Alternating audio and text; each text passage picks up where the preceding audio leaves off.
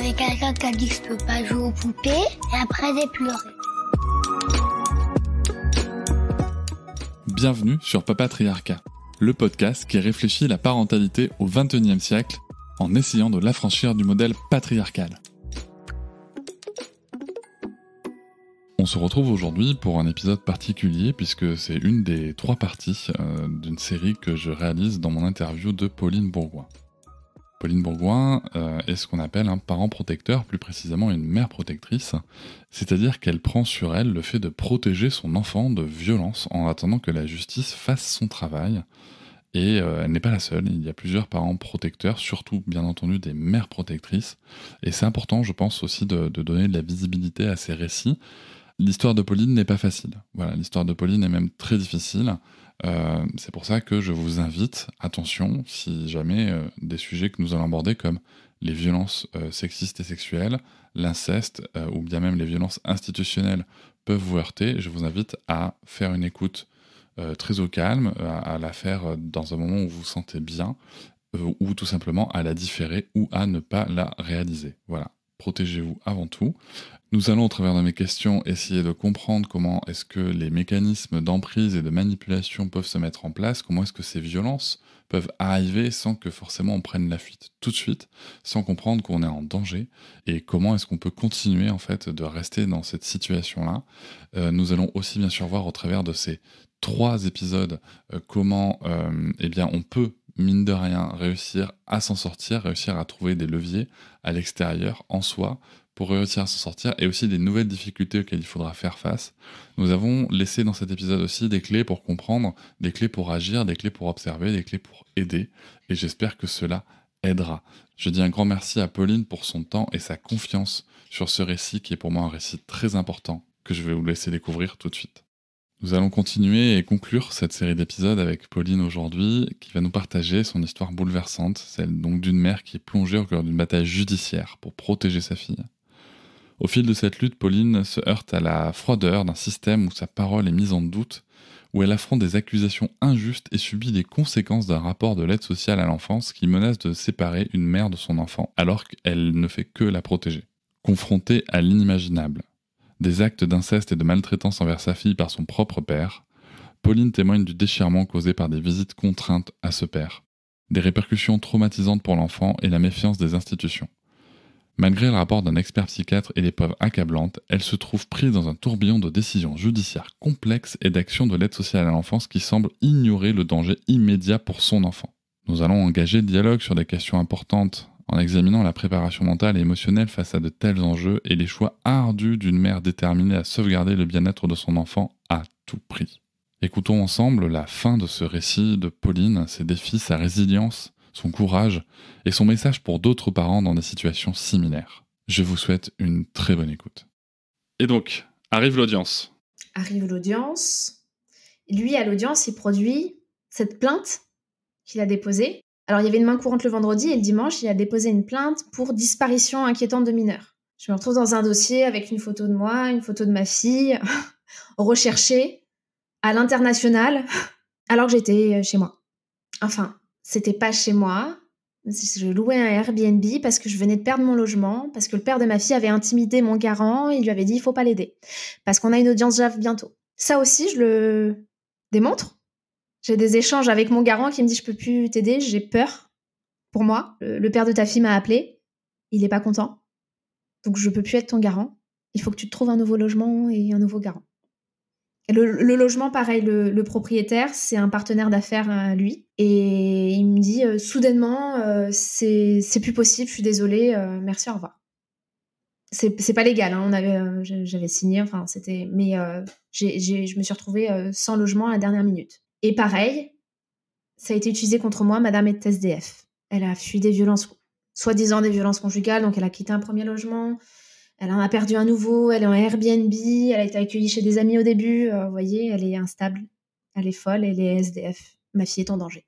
Moi, à ce moment-là, donc j'ai aussi l'évaluation de la protection maternelle et infantile. Donc j'avais eu un rendez-vous d'1 heure, seule, et j'ai eu un deuxième rendez-vous d'1 heure en présence de ma fille. Le deuxième rendez-vous, elles ont un ton complètement différent avec moi. Ma fille est en train de jouer sur le côté. Et puis ça se passe très vite, il se passe pas grand-chose. Elles me disent déjà, elles me reprochent de pas remettre ma fille au père, etc. Alors qu'avant, elles me disaient de pas le faire, et elles me disent, mais madame, on vous a jamais dit ça, nous, c'est pas notre rôle. Enfin, elles ont fait volte-face. Elles sont revenues sur ce qu'elles avaient dit. Elles disaient, mais monsieur, il est en droit d'avoir son enfant. Voilà, elles avaient comme pris parti pour le père de ma fille.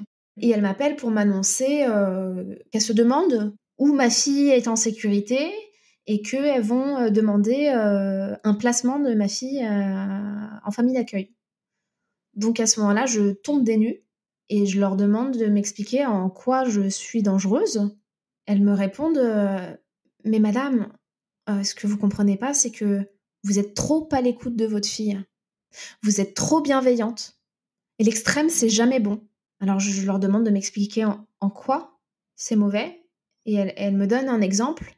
Elles me disent, quand vous êtes partie, lors du rendez-vous, votre fille ne vous a pas obéi quand vous lui avez demandé de mettre ses chaussures.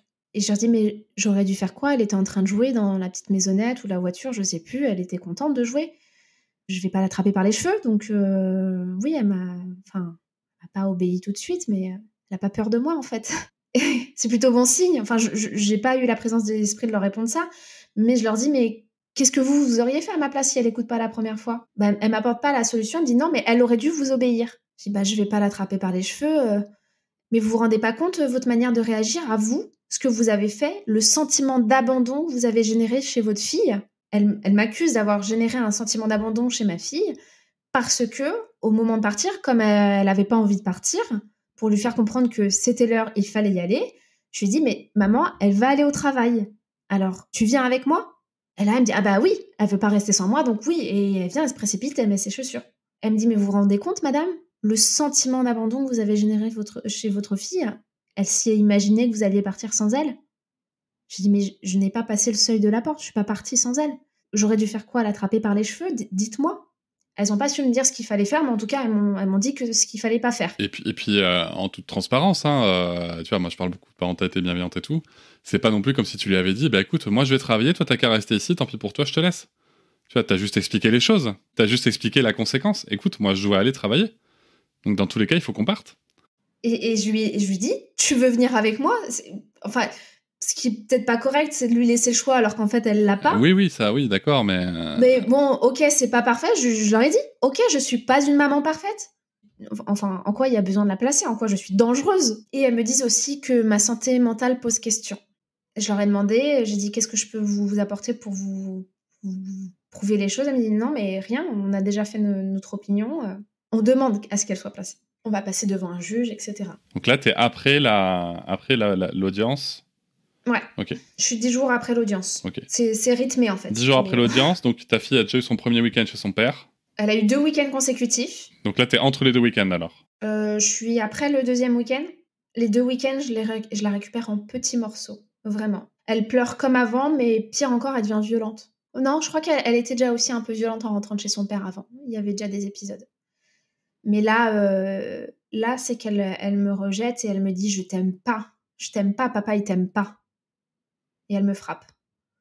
Elle est transformée, hein, elle est pas comme ça en temps normal. Et après, elle redevient elle-même. Ça prend quelques jours et après, elle devient la petite crème qu'elle est d'habitude. Mais au début, elle a une forte violence en elle, envers moi. Et puis à la crèche aussi, c'est plus compliqué pour les assistantes maternelles quand elle rentre de chez son père. Et moi, à ce moment-là, je demande au père à ce qu'on l'emmène voir un psychologue. C'est pas normal ce qu'elle a raconté.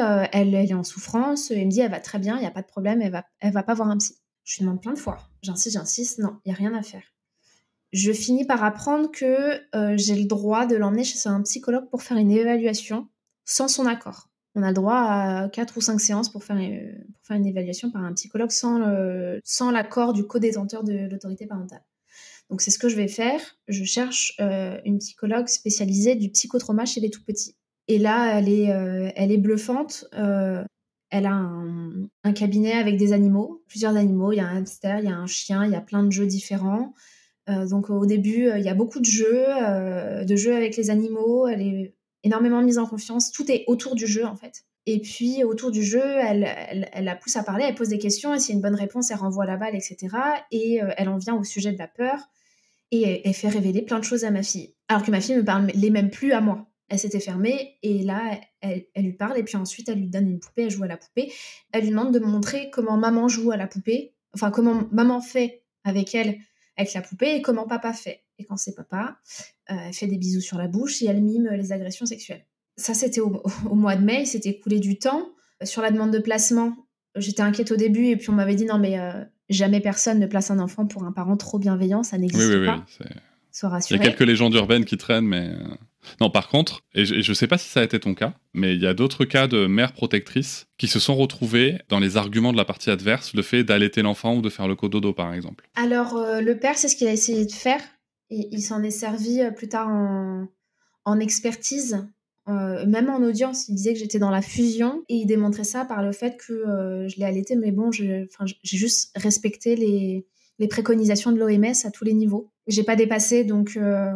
Mais ça a servi, en effet. Ça a été contre. Voilà, tu vois. Donc la SE fera rien, mais c'est des récits qu'on avait. Donc du coup, pas de placement. Le placement, t'inquiète pas. Donc on me dit, t'inquiète pas pour le placement, ça n'arrivera pas. Et je trouve cette psychologue qui, d'un coup, transforme tout, en fait. Ma fille, à ce moment-là, elle était dans le plus grand des désarrois, elle rentrait en piteux état, elle régressait, elle se changeait toute seule, elle était quasiment propre, elle faisait plus dans sa couche, elle faisait sur les toilettes, elle portait même plus de couche en journée, en fait. Avec moi, à la crèche, elle la mettait, mais elle avait même presque plus besoin, en fait, elle se faisait plus dessus.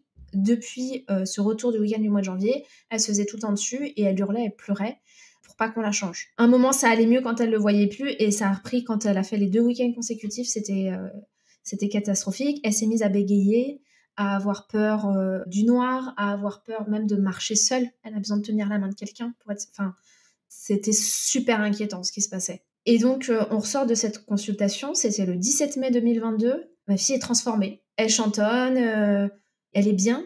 Je me souviens, la consultation, elle lui avait expliqué que ce qu'elle avait vécu, c'était pas normal, qu'elle avait rien fait de mal, que c'était quelqu'un de très bien, que c'était pas de sa faute, que c'était les grandes personnes qui devaient assurer sa protection et avoir les bons gestes.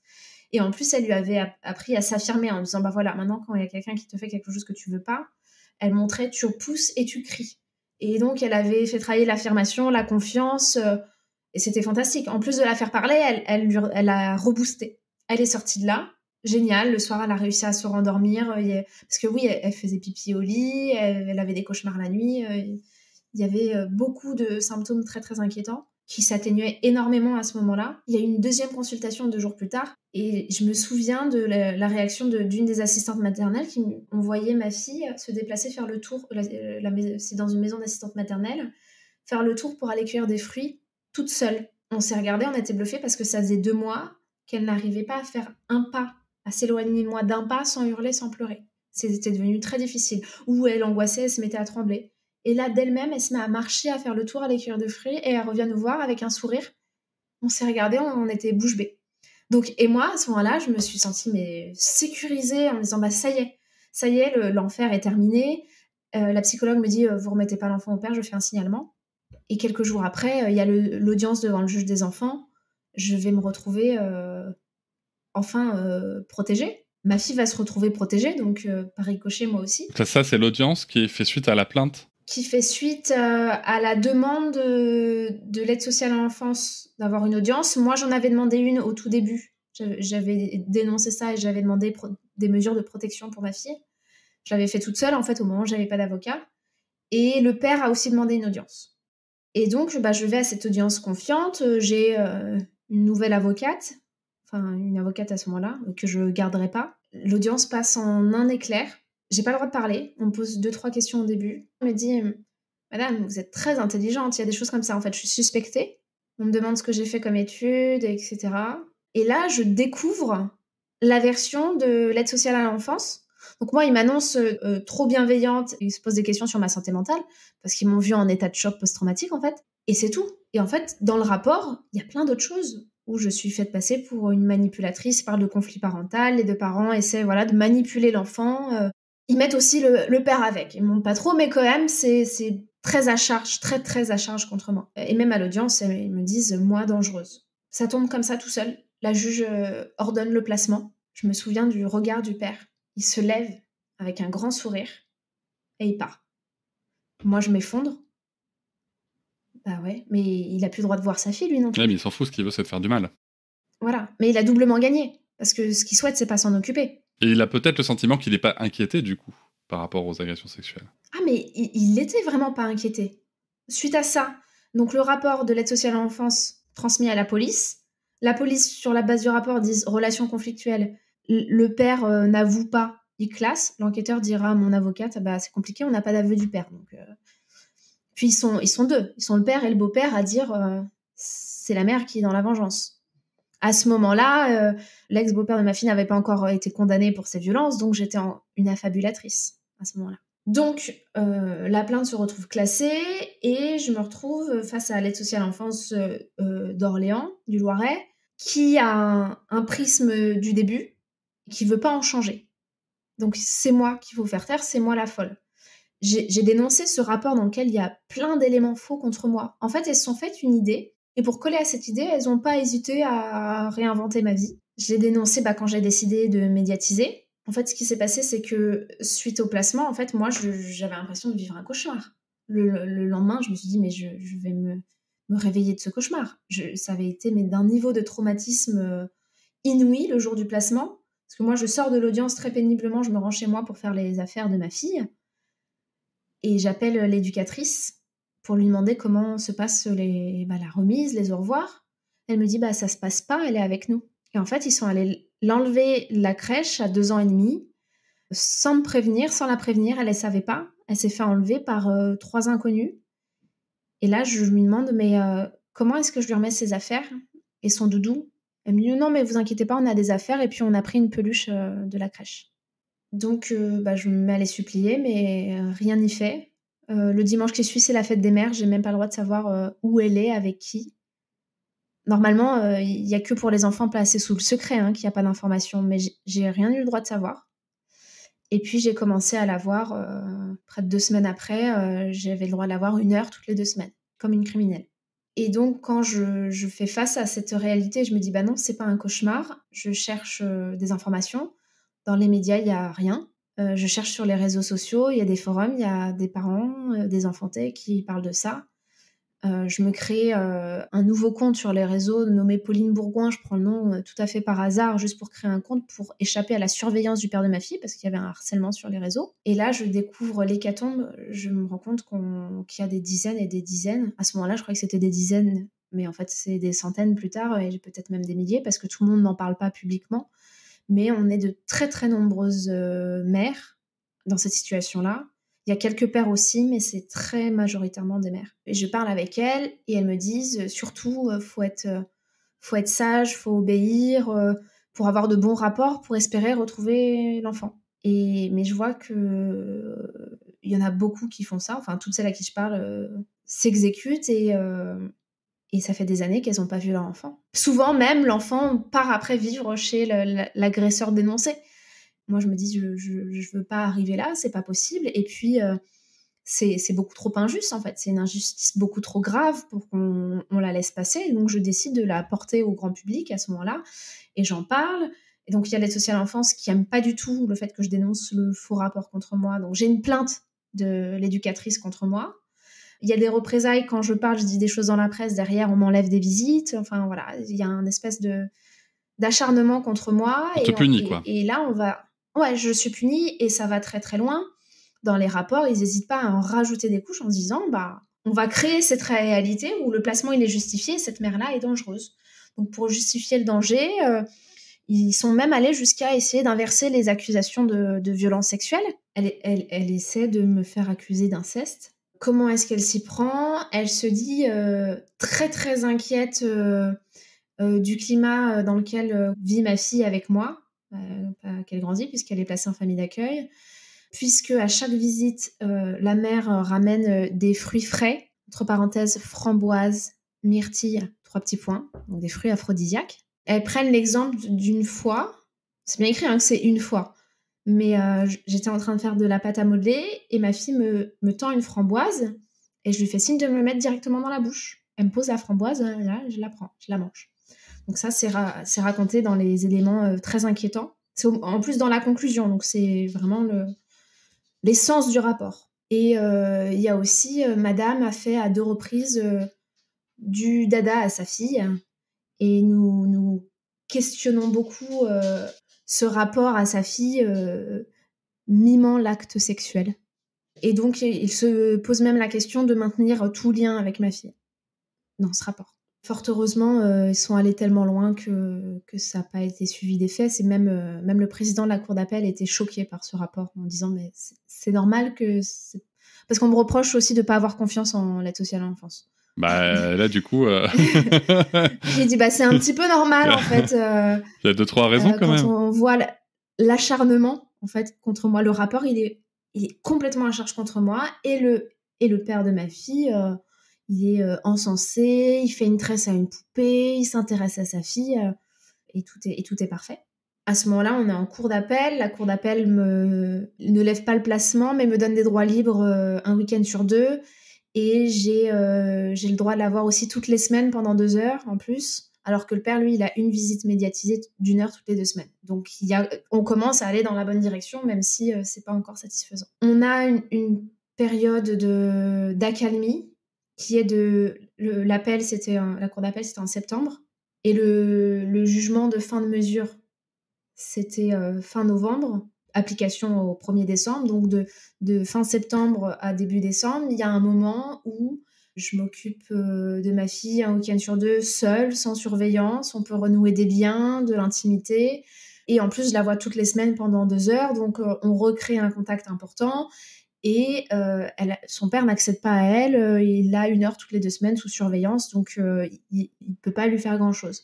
Donc ce moment-là, il est toujours douloureux, difficile, mais ma fille tient le coup. Ensuite, on a l'audience finale, c'était un placement de 6 mois. C'est toujours des placements ordonnés pour 6 à 18 mois et après, souvent, c'est renouvelé. Donc là, on est en fin de mesure. La juge avait ordonné une mesure d'investigation judiciaire éducative. Donc c'est une sorte d'enquête réalisée par psychologues, éducateurs, etc., une équipe spécialisée là-dedans, qui enquête pendant 6 mois. Il y a des rendez-vous réguliers avec les parents, l'enfant seul, l'enfant avec chacun des parents, la famille d'accueil, etc. C'est assez poussé. C'est ce rapport-là qui me permettra de récupérer ma fille, qui nous sauve. Le rapport est assez édifiant. Il fait part de la dangerosité paternelle, du risque de passage à l'acte, demande des visites sous surveillance pour le père et que moi, je récupère ma fille à domicile. Mais la juge n'a pas ordonné que ce rapport-là, elle a aussi ordonné un rapport de l'expert psychiatre, le docteur Roland Coutenceau. À ce moment-là, le docteur Roland Coutenceau est à son apogée. En fait, ça fait très longtemps qu'il exerce et qu'il est très reconnu. Il est à la tête de la Ligue de la santé mentale française, ou je ne sais plus comment ça se dit, quelque chose de style. La Ligue française pour la santé mentale, depuis l'année 2000. Très reconnu, très médiatisé. Et il nous fait une expertise. Enfin, il nous voit quelques minutes chacun, moi puis le père. Il ne voit pas notre fille. Il refuse de voir le dossier, je lui propose des pièces et tout. Non, c'est bon, voir, ça me suffit. Et il conclut, le père n'est probablement pas dangereux, il peut voir de nouveau sa fille, et de toute manière, il ne devrait pas recommencer, puisqu'il a été dénoncé. Et il dit, en revanche, ce qui pose problème, c'est si la mère s'entête à vouloir la protection de son enfant. Donc le problème est retourné vers moi. Et du coup, la même juge qui avait placé notre fille, décide de me rendre ma fille. Enfin, elle ordonne toujours un placement à l'ASE, mais organisé à mon domicile. Donc, je suis toujours sous l'autorité de l'aide sociale à l'enfance. Je dois encore rendre des comptes. Je ne suis pas libre. Je voulais juste te dire que depuis, le docteur Coutenceau est sous le coup de plusieurs plaintes dans des affaires de violence intrafamiliale, notamment pour des manquements à la déontologie qui auraient entraîné une mise en danger des enfants. Voilà, donc ça c'est important de le savoir, c'est que ce monsieur est pas clean, donc voilà, c'est important de le savoir. Il y a aussi une nouvelle qui vient de tomber récemment le concernant, c'est l'ordre des médecins qui le poursuit, qui s'est joint à une plainte, donc c'est quand même un acte fort. Et donc, lors de l'audience de fin de mesure, la juge décide, dans le cadre de la fin de la mesure, de renouveler le placement à l'aide sociale à l'enfance, mais organisé à mon domicile, et donne au père des droits libres, un week-end sur 2, la moitié des vacances scolaires. Et on me reproche d'avoir médiatisé. Ça m'est beaucoup reproché. Je me retrouve encore sous la toute-puissance de l'aide sociale à l'enfance, j'ai l'impression, parce que il est aussi dit que, certes, je récupère ma fille, mais ça se fera quand l'aide sociale à l'enfance sera prêt pour le faire. Il faut laisser s'organiser. Et là, l'aide sociale à l'enfance m'annonce un délai minimal de 5 mois. Donc j'ai un jugement qui annonce le retour de ma fille, mais en fait non. Il y a une décision de retour à mon domicile, mais c'est encore organisé par l'aide sociale à l'enfance et il a fallu faire des pieds et des mains pour réussir à la récupérer. Elle est rentrée au mois de janvier. Ensuite, pendant 1 mois, elle était encore placée et on avait, son père et moi, des droits libres un week-end sur 2, la moitié des vacances. Finalement, les 5 mois ont pu être réduits à 1 mois, c'est ça? Donc là, on est en janvier 2023. Oui, ça a été réduit à 1 mois. Au mois de décembre, je commence à voir l'état de ma fille se dégrader. Quand je la récupère, là, elle hurle. Je me souviens, elle avait fait une scène devant l'école. Elle hurlait, se débattait, elle pleurait.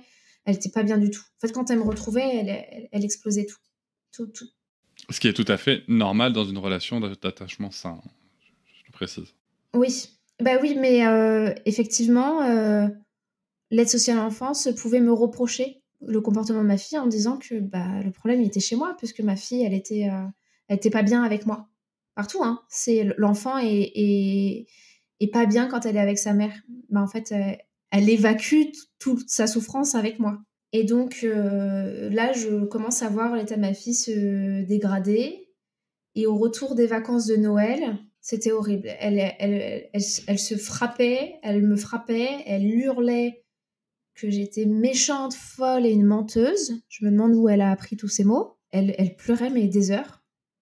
Et le week-end qui a suivi, elle me dit j'ai mal, elle se tortille de douleur, elle a mal aux parties génitales. Sauf que comme moi, je l'avais déjà emmenée consulter une psychologue, etc., et que j'ai été accusée de la surmédicaliser, de faire n'importe quoi, j'ai peur.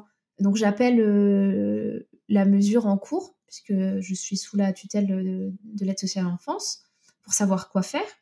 J'ai ma fille qui pleure à côté de moi parce qu'elle a mal. Elles me disent de l'emmener aux urgences.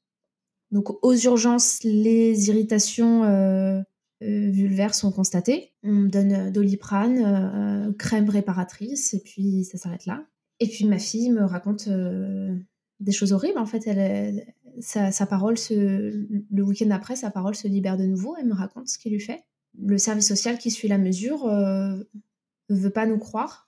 Et ils font des rapports en disant que je suis un élément de danger pour ma fille parce que je crois tout ce qu'elle dit et qu'en étant convaincue de sa position de victime de son père, ma fille se positionne en victime et a les symptômes du coup.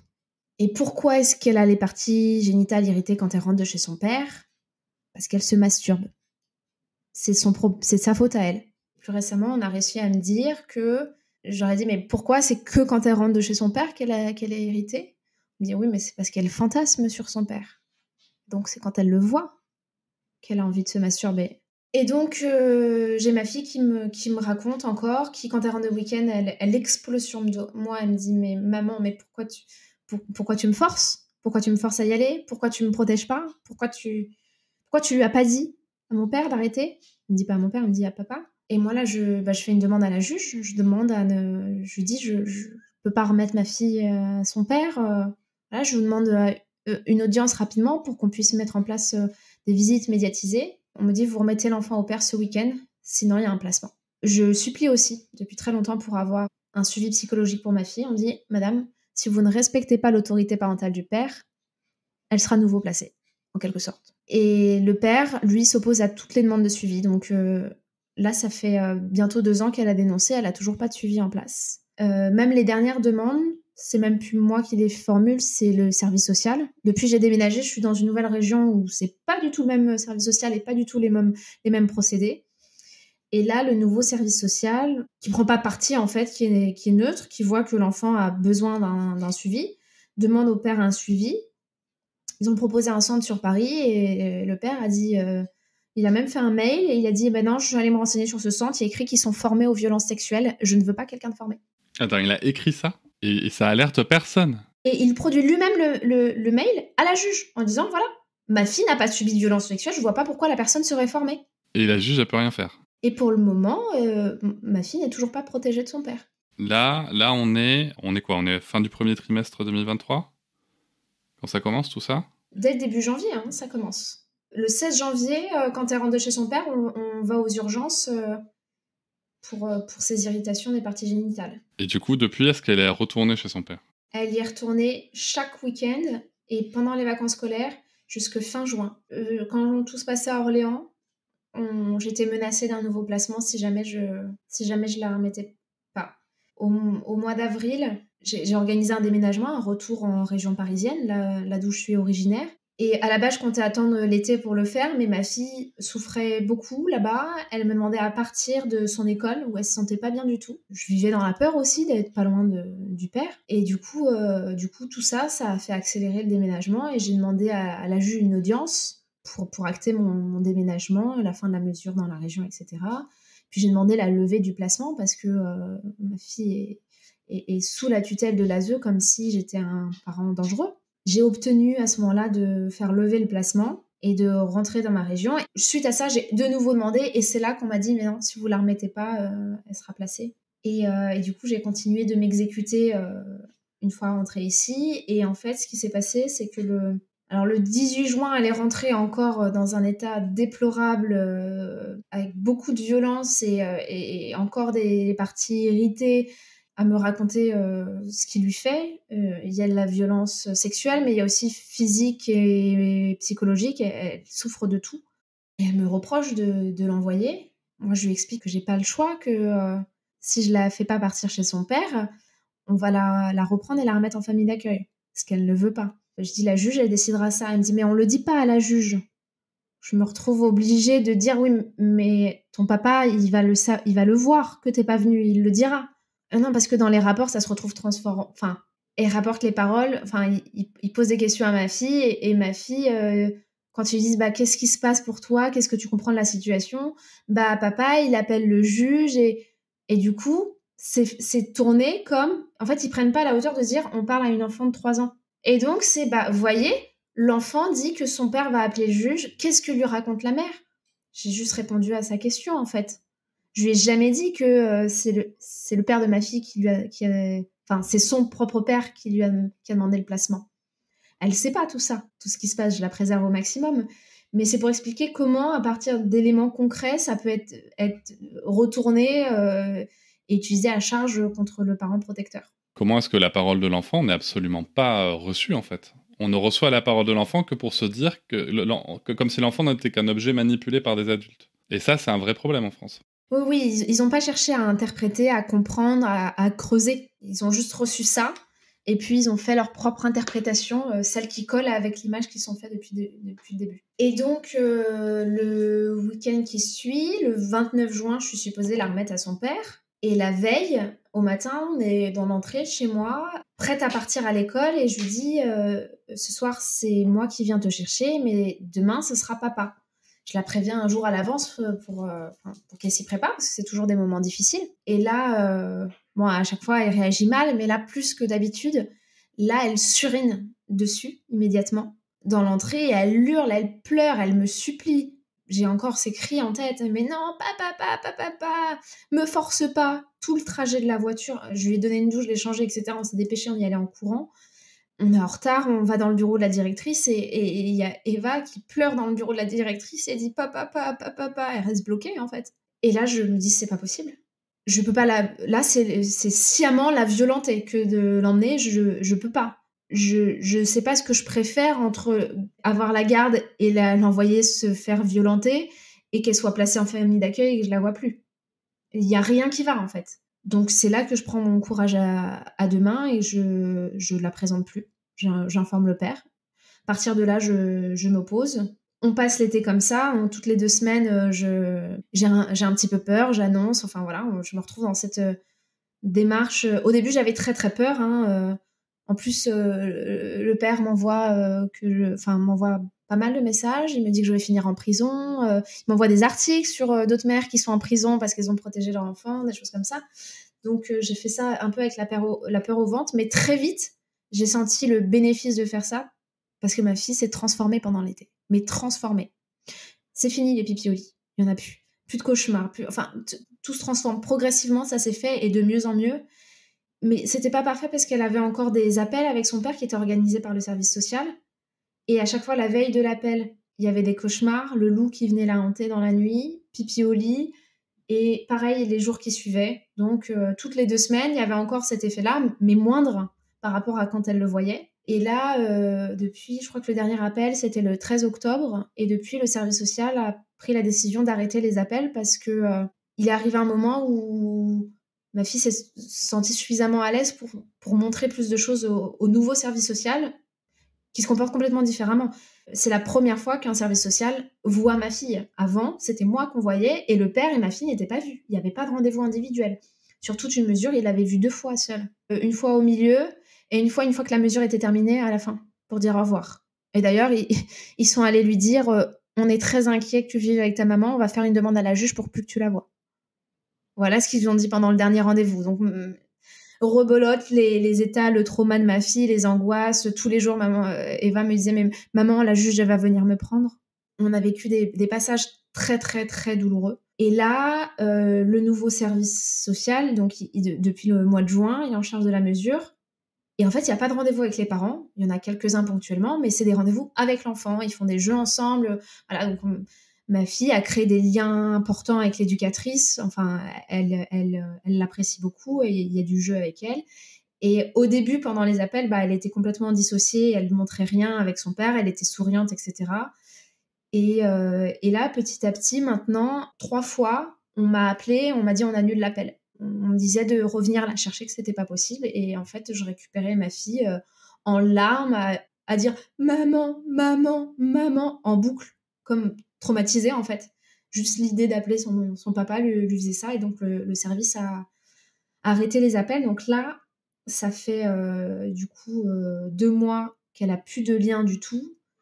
Et là, elle est encore plus transformée. Donc, il n'y a plus les appels, donc il n'y a plus les pipi au lit, les moments où il y a les reviviscences du trauma qui remontent. Là, on est dans notre quotidien. De temps à autre, il y a des petits épisodes où elle m'en reparle, elle a peur qu'ils reviennent la chercher à l'école ou des choses comme ça, mais c'est très ponctuel et elle a une vie de petite fille, d'insouciance. Elle a créé des liens importants avec ses camarades. Enfin, voilà, on revit enfin. Et c'est ce qui me permet aussi de me reprojeter. Je vais pouvoir reprendre le travail. Je reconstruis toute ma vie parce qu'on peut se construire parce que là, on est bien. On est bien, mais on attend encore que qu'un jugement définitif vienne acter le fait que son père n'a pas le droit de l'avoir sans surveillance. Parce que là, moi, j'encours 1 an de prison, une indemnisation au père parce que je ne respecte pas le dernier jugement. C'est ça, c'est qu'aujourd'hui, par rapport à la décision de justice, t'es pas dans les clous. Je précise qu'on enregistre le 5 décembre 2023. Peut-être qu'il y aura, d'ici la diffusion, il y aura un dénouement favorable, en tout cas une évolution favorable à cette situation. Ça fait beaucoup. Oui, et puis j'ai essayé d'être synthétique parce qu'il y a eu plein d'audiences qui sont passées dont j'ai pas parlé. Et à chaque fois, ce sont des moments difficiles à chaque fois. Merci pour ton histoire. Avant de clôturer cette série d'épisodes, quand tu regardes tout ça, après notre échange, si tu avais la possibilité d'aller voir Pauline d'il y a 5 ans, qu'est-ce que tu lui dirais ? Je la coacherais pour qu'elle apprenne à s'aimer elle-même, de sorte à ce qu'elle ne soit plus facilement manipulable et qu'elle tombe pas sous l'emprise de personnes violentes. Tout part de là, en fait. Là, aujourd'hui, moi, je suis réparée, j'ai fait la psychothérapie nécessaire pour réparer les failles de l'enfance, ce qui fait qu'on va facilement me faire du chantage affectif. Aujourd'hui, je sais que je suis plus une proie idéale pour ce type de profil. Mais à l'époque, le problème, c'est que j'étais complètement la proie idéale.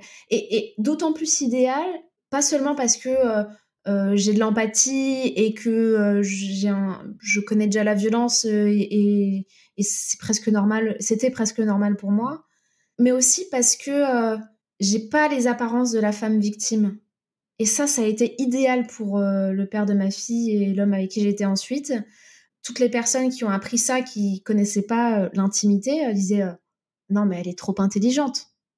C'est la réaction. Comme il fallait être bête pour être violenté, alors que ça n'a rien à voir. Ça n'a juste rien à voir.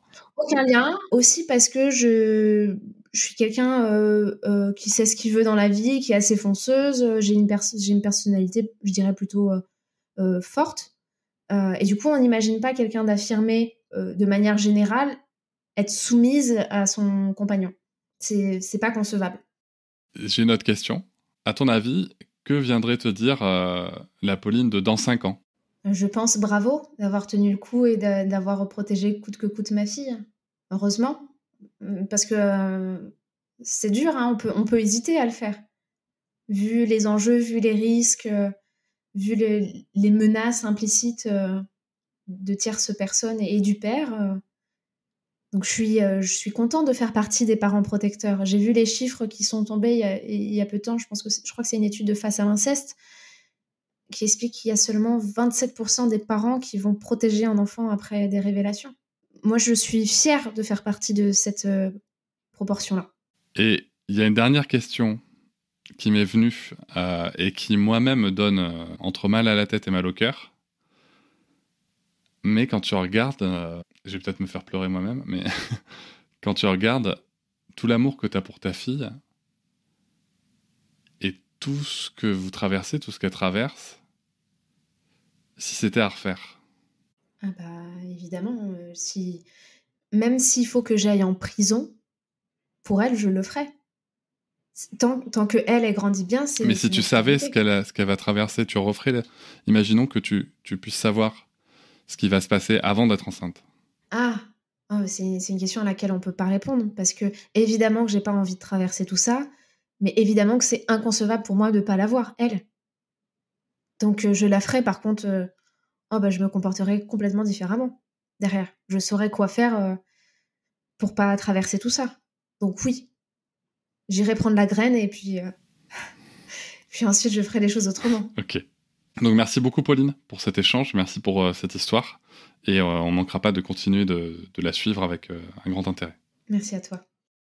Je vous remercie de m'avoir écouté, je vous invite à vous abonner au podcast sur votre plateforme préférée et à me retrouver sur Instagram, TikTok, Facebook et sur le blog papatriarcat.fr. À bientôt.